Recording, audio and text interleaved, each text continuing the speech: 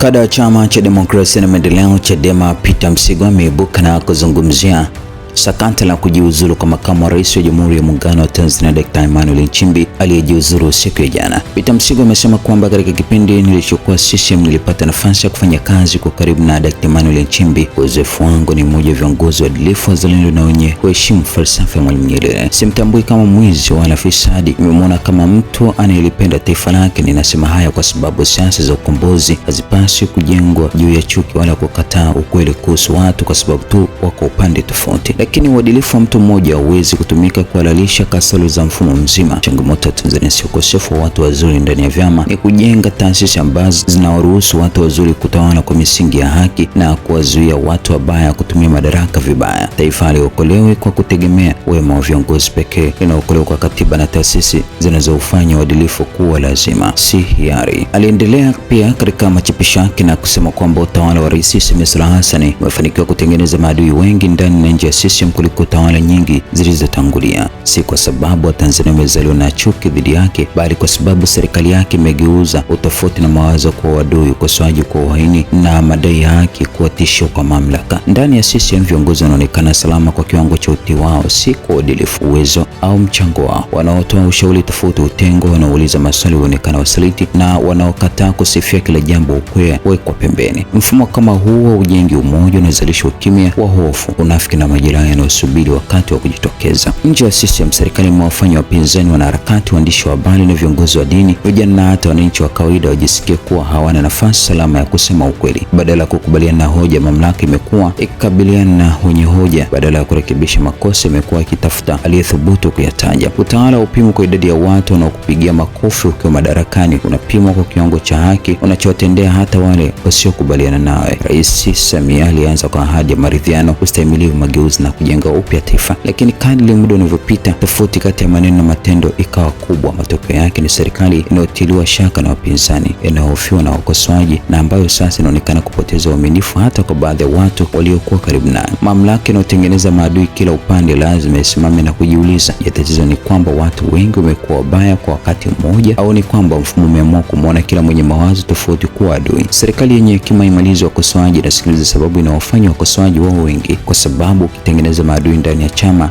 nje ya chama na miongoni mwa wananchi, mwisho wake utabaki ukiongoza nchi, utabaki ukilinda mamlaka dhidi ya taifa wanalopaswa kulitumikia.